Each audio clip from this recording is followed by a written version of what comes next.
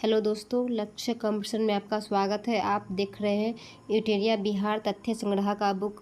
ये बुक जो है बिहार के सभी प्रतियोगिता परीक्षा के लिए उपयोगी है। बिहार सामान्य परीक्षा का वीडियो अपलोड हो चुका है। आज हम पढ़ेंगे बिहार का इतिहास, प्राचीन बिहार के बारे में।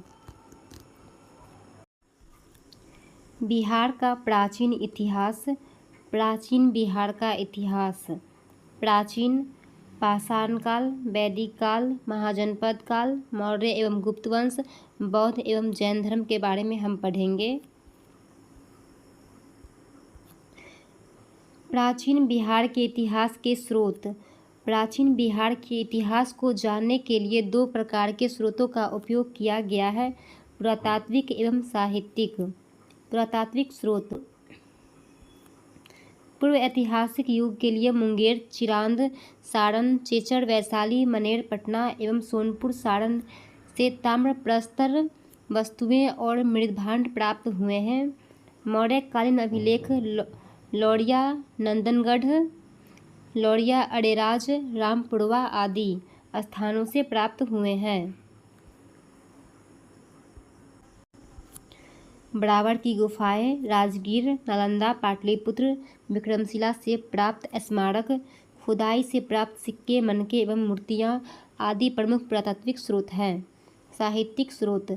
रामायण, महाभारत, पुराण, बौद्ध रचनाएं, अंगुत्तर निकाय, दीर्घ निकाय, विनय पिटक जैसे रचनाएं, भगवती सूत्र आदि प्रमुख साहित्यिक स्रोत हैं। इसके अतिरिक्त यात्रियों के विवरण जैसे Megasthenes indica, Fahien, Itsing, Hiuen Tsang के यात्रा वृत्तांत, कौटिल्य के अर्थशास्त्र एवं स्थानीय लेखकों के विवरण से प्राचीन बिहार के इतिहास की विस्तृत जानकारी मिलती है। पाषाण काल। पूरा पाषाण काल। इस काल में मानक आखेटक एवं खाद्य संग्राहक था। दक्षिण बिहार में मुंगेर एवं नालंदा से बड़े और खुरदरे पत्थर के कुल्हाड़ी, चाकू, खुरपी आदि प्राप्त हुए हैं। ये अवशेष लगभग 1 लाख ईसा पूर्व के हैं। मध्य पाषाण काल। इस काल में मानव आखेटक, खाद्य संग्राहक एवं पशु पालक था। मानव द्वारा पहला पालतू पशु कुत्ता को बनाया गया था। दक्षिण बिहार में मुंगेर से छोटे आकार के तेज धार वाले औजार प्राप्त हुए हैं। ये अवशेष लगभग 40,000 से 10,000 ईसा पूर्व के हैं। नवपाषाण काल। इस काल में मानव खाद्य उत्पादक हो गया था और मानव बस्तियों में निवास करने लगा था। नवपाषाण काल के अवशेषों बिहार में मैदानी भागों से प्राप्त हुए हैं। चिरांद, सारण, चेचर, वैशाली, मनेर, पटना, सनुआर, रोहतास से पत्थर एवं हड्डियों के औजार प्राप्त हुए हैं। कैमूर की पहाड़ियों, नवादा और जमुई से गुफा चित्र प्राप्त हुए हैं। ये अवशेष लगभग 2500 ईसा पूर्व के हैं। ताम्रपाषाण काल। चिरांद, सोनपुर, ताराडीह, चेचर, मनेर, सनुआर आदि से ताम्रपाषाण काल में अवशेष मिले हैं। इस काल में पत्थर के औजार के अतिरिक्त ताम्र उपयोग के प्रमाण मिले हैं। ये अवशेष लगभग 1000 ईसा पूर्व के हैं। वैदिक काल। आर्यों द्वारा स्थापित सभ्यता को वैदिक सभ्यता कहा गया है क्योंकि इस सभ्यता का इतिहास वेदों पर आधारित है। वेदों सभ्यता को 2 वर्गों में विभाजित किया गया है। पूर्व वैदिक काल 1500 से 1000 ईसा पूर्व, उत्तर वैदिक काल 1000 से 600 ईसा पूर्व।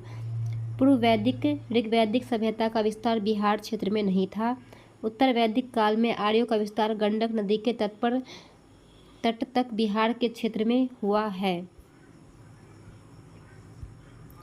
बिहार के भौगोलिक क्षेत्र की प्रथम चर्चा शतपथ ब्राह्मण लगभग 800 ईसा पूर्व की रचना में मिलती है। इसमें बिहार की चर्चा विदेह के रूप में की गई है जो तिरहुत मिथिला क्षेत्र को दर्शाता है। ऋग्वेद में बिहार को कीकट एवं वार्त्य शब्द से संबोधित किया गया है। वाराह पुराण में कीकट को अपवित्र प्रदेश कहा गया है। महाजनपद काल। 6ठी शताब्दी ईसा पूर्व में अंगुत्तर निकाय एवं भगवती सूत्र में 16 महाजनपदों की जानकारी मिलती है।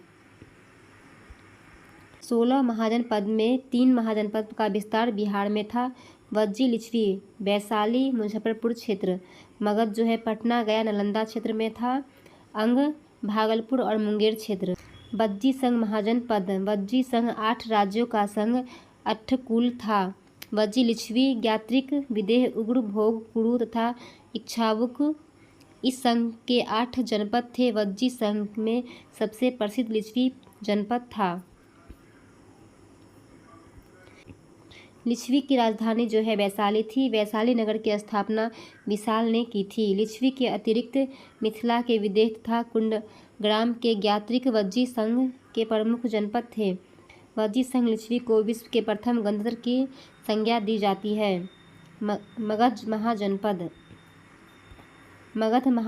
मगध राजनीतिक, आर्थिक एवं भौगोलिक कारण से सभी महाजनपदों में सबसे अधिक शक्तिशाली था। मगध की प्रारंभिक राजधानी गिरिब्रिज राजगिरी थी। यह 5 पहाड़ियों से घिरा नगर था। मगध का विस्तार मुख्यतः पटना से गया क्षेत्र में था। मगध एवं अंग महाजनपद का वर्णन सर्वप्रथम अथर्ववेद में मिलता है। अंग महाजनपद का विस्तार भागलपुर से मुंगेर के क्षेत्र में था। अंग महाजनपद की राजधानी चंपा थी। अंग के अंतिम शासक बृहदत्त को हराकर मगध शासक बिंबिसार ने अंग को मगध में मिला लिया। मगध का उत्कर्ष एवं उसके राजवंश। मगध की स्थापना वृद्धरथ ने की थी। वृद्धरथ का पुत्र जरासंध से इस वंश का सबसे प्रसिद्ध शासक था। जरासंध को भीम ने द्वंद्व युद्ध में पराजित कर उसका वध किया था। इसका वर्णन महाभारत में मिलता है। मगध की प्रारंभिक राजधानी राजगिरी 5 पहाड़ियों से घिरा एक सुरक्षित क्षेत्र था। मगध उर्वर भूमि, नदियों की उपलब्धता, खनिज एवं वन संसाधन की उपलब्धता के कारण आर्थिक रूप से संपन्न क्षेत्र था।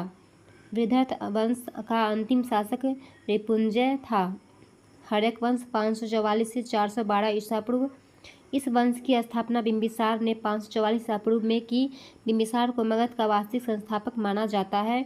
बिंबिसार ने विवाह नीति द्वारा साम्राज्य विस्तार का प्रश्रय दिया।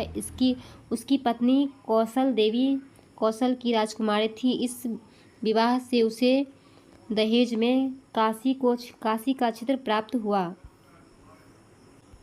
उसकी दूसरी पत्नी चेलना थी। चेलना लिच्छवी के राजा चेटक की पुत्री थी। उसकी तीसरी पत्नी क्षेमा पंजाब के मद्र की राजकुमारी थी। बिंबिसार ने अंतिम शासक चंड प्रद्योत के साथ मैत्री संबंध बनाया। बिंबिसार ने चंड प्रद्योत के उपचार के लिए अपने राजवैद्य जीवक को भेजा था। बिंबिसार की हत्या 492 ईसा पूर्व में उसके पुत्र अजातशत्रु ने कर दी। अजातशत्रु 492 से 460 ईसा पूर्व बिंबिसार के बाद हर्यक वंश का शासक बना। उसका वास्तविक नाम कुनिक था। बिंबिसार एवं कौशल देवी की मृत्यु के बाद कौशल के राजा प्रसेनजित ने काशी वापस ले लिया, जिस कारण प्रसेनजित का संघर्ष अजातशत्रु से हुआ। अंततः अजातशत्रु ने प्रसेनजित को पराजित कर काशी पर अधिकार कर लिया। बाद में अजातशत्रु का विवाह प्रसेनजित की पुत्री वजीरा से हो गया। अजातशत्रु ने वज्जी संघ एवं मल्लों को पराजित किया। अजातशत्रु प्रारंभ में जैन धर्म को मानता था, बाद में उसने बौद्ध धर्म को अपना लिया। अजातशत्रु ने 483 ईसा पूर्व में राजगिरी की सप्तपर्णी गुफा में प्रथम बौद्ध संगीति का आयोजन करवाया। सिंह अनुश्रुति के अनुसार 460 ईसा पूर्व उदयन ने अपने पिता अजातशत्रु की हत्या कर दी। उदयन या उदायन ने अपनी राजधानी राजगिरी से पाटलिपुत्र, गंगा, सोन एवं गंडक के संगम तट पर स्थानांतरित किया। उदयन के 3 पुत्र अनिरुद्ध, मुंडक एवं नागदशक थे। नागदशक इस वंश का अंतिम शासक था। शिशुनाग वंश 412 से 344 ईसा पूर्व। शिशुनाग ने हर्यक वंश की जगह शिशुनाग वंश की स्थापना की। शिशुनाग ने वैशाली को राजधानी बनाया। शिशुनाग ने अवंती के राजा अवंतीवर्धन को पराजित कर अवंती को मगध में मिला लिया। इसके अतिरिक्त शिशुनाग वंश ने वत्स एवं कौशांबी को भी मगध में शामिल कर लिया। 394 ईसा पूर्व में शिशुनाग की मृत्यु के बाद कालाशोक मगध का शासक बना। पुराणों में उसे काकवर्ण कहा गया है। कालाशोक के समय मगध की राजधानी पाटलिपुत्र हो गई। कालाशोक ने 383 ईसा पूर्व में वैशाली में द्वितीय बौद्ध संगीत का आयोजन कराया। कालाशोक की मृत्यु के बाद उसके 10 पुत्रों ने शासन चलाया। शिशुनाग वंश का अंतिम शासक नंदीवर्धन था। नंद वंश 344 से 321 ईसा पूर्व। महापद्नंद ने 344 ईसा पूर्व में शिशुनाग वंश को समाप्त कर नंद वंश की स्थापना की। महापद्नंद ने एक राट अथवा एक छत्र की उपाधि धारण की। पाली ग्रंथों में महापद्नंद को उग्रसेन कहा गया है। पुराणों में उसे परशुराम का दूसरा अवतार बताया गया है। महाजनपद ने पांचाल, इक्ष्वाकु, काशी, अस्मक, कलिंग, मैथिल आदि राज्यों को पराजित कर मगध साम्राज्य का विस्तार किया। अब तक 321 ईसा पूर्व तक के काल में मगध का सर्वाधिक विस्तार महापद्नंद के समय हुआ था। व्याकरण के महान विद्वान पाणिनि महापद्नंद के समकालीन थे। इस वंश का अंतिम शासक घनानंद हुआ। घनानंद के समय ही यूनानी शासक सिकंदर ने भारत पर आक्रमण 326 ईसा पूर्व में किया था। नंद वंश आर्थिक एवं सैन्य रूप से काफ़ी संपन्न था। मगध की सैन्य शक्ति के डर से ही सिकंदर की सेना व्यास नदी पार करने से इनकार कर दिया। घनानंद ने अपने दरबार में विद्वान ब्राह्मण चाणक्य को अपमान किया था। चाणक्य ने चंद्रगुप्त मौर्य की सहायता से घनानंद की हत्या करवा दी। नंदवंश के पतन के बाद चंद्रगुप्त मौर्य के नेतृत्व में मौर्य वंश की स्थापना हुई।